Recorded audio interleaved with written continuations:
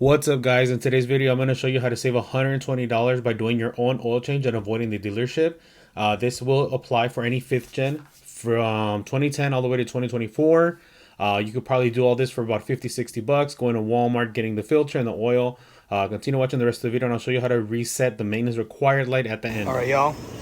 We're going to do the oil change on my car. You're going to need a Mobil 1 0W20, 75,000 miles high mileage with the oil filter from Toyota.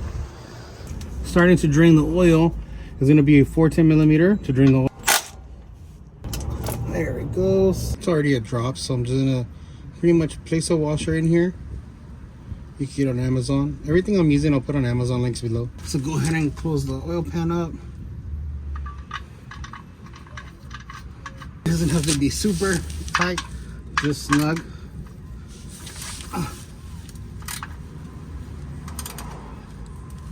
Now you're going to remove the 12 millimeters bolts, 4 bolts with a 12 millimeter socket. Here's 1, 2, 3, 4.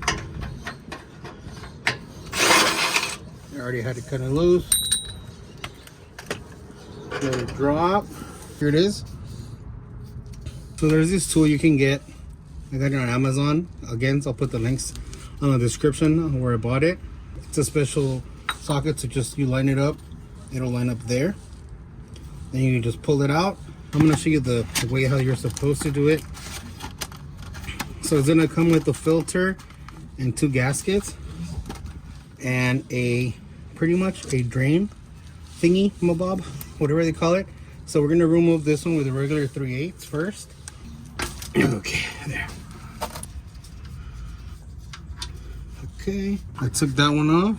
Now we're going to use the tool to let the rest of it squirt out. So there it is. I'm going to push it in as hard as you can. I'm trying to do it at an angle so the camera can show you guys. Tight. Took that off and it fell right on my face. Awesome, awesome, awesome. Tight, tight, tight, tight.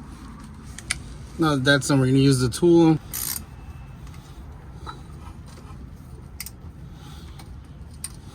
So the angle I'm in, I can't get leverage right, so I'm using a gun to loosen it.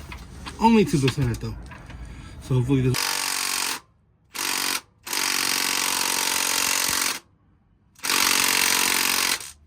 Okay, I think I got it. So whoever installed it last, I feel like did a really crappy job. And the last time I did it, I actually did it at the dealership, which is another reason why I'm doing it right now over here myself, because I feel the dealership doesn't always do the best job. Swap out the filter, put it on the side.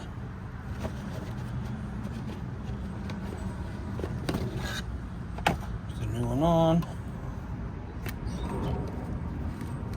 You're gonna feel spring loads as normal.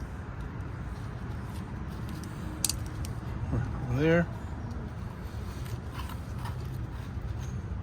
Old one. Pop the new one open. The new one. I already have oil in these gloves. So just gonna spread that around.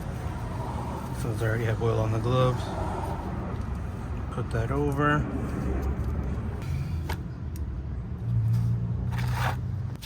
So then this one will go in the new gasket. Then we're going to put this guy on.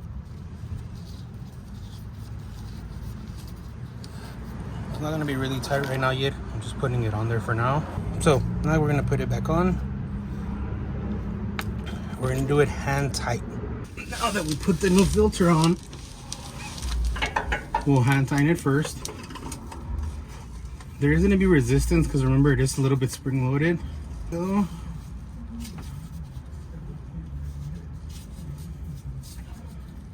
okay. Of the oil filter housing.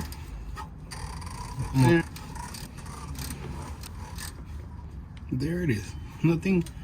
You see once it's there. There you go. Good enough. Okay. Now that that's off, now I can tighten the actual little bottom piece, which was not, it looked like it did not have a gasket when I took it off. So nothing too tight, just enough. I am going to clean it with some brake clean, and I'm going to make sure I know you guys can't see it from this angle. You don't want to over tighten it because then you could crack the actual plastic oil filter housing. Now I'm going to do brake clean, make sure that it's good.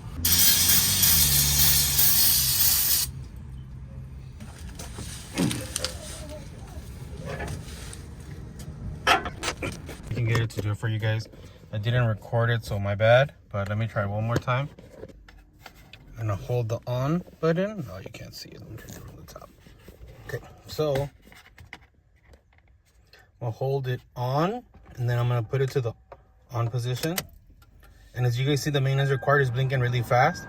Then you're gonna see that turn to all a bunch of zeros. Boom. That's resetting the maintenance reset light on for the 2011 4Runner